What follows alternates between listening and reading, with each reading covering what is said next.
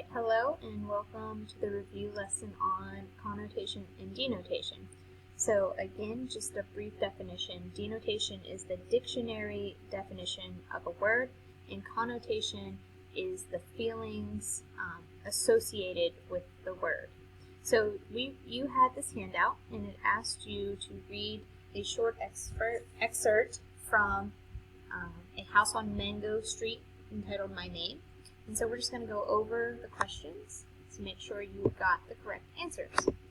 So the first read, it says, get the gist of the passage. Which of the following best summarizes the passage? So again, we're having to use those skills we learned in a previous unit on summarizing. So which of the following is the best summary? A girl talks how much she likes her name.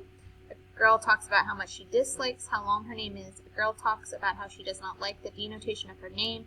A girl talks about how she does not like the connotation of her name. So if we read the first sentence, it says, in English, my name means hope. In Spanish, it means too many letters. It means sadness. It means waiting. It's like the number 9, a muddy color. It is the Mexican records that my father plays on Sunday mornings when he's shaving songs like sobbing. So the denotation of her name is just the dictionary definition, right? And she says quickly that it's hope. But the connotation is the feelings her name carries.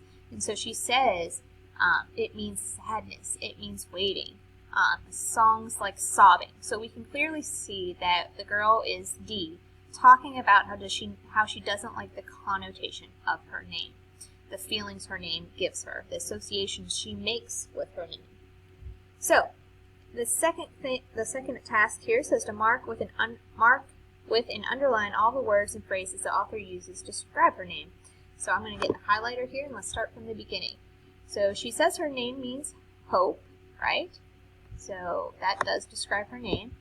It means too many letters, sadness, waiting, the number 9, a muddy color. She says songs like sobbing. The highlighting feature is fun here.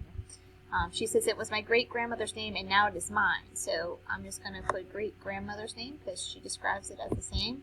She was a horsewoman too, born like me of the Chinese year of the horse, which is supposed to be bad luck if you're born female. I think it is a lie because the Chinese, like Mexicans, don't like their women strong. My great-grandmother, I would love to have known her, a wild horsewoman, so wild she wouldn't until my great-grandfather threw a sack over her head and carried her off just like that. She was a fancy chandelier.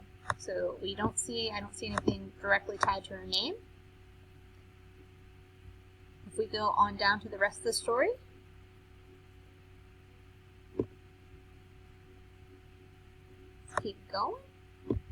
Okay, she described her name as, her name is said funny. The syllables were made out of tin. Hurt. Her name is made up of something softer, like silver. Her name is like silver.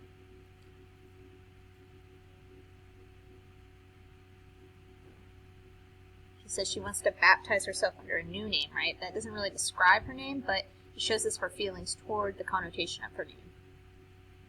Alright, so we did that test. So if we can see, if we look at the words she uses to describe her name, we see she uses sadness, too many letters, a muddy color, waiting, songs of sobbing. The name is funny, it's tin, it hurts, it's softer in Spanish like silver. Alright, so it says, question 3, reread for meaning. What is the author's attitude towards her name? So if we look at what we highlighted, we can see, are they more positive words?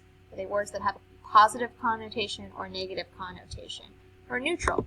And clearly, just by looking at the words we've discussed, it is a negative connotation.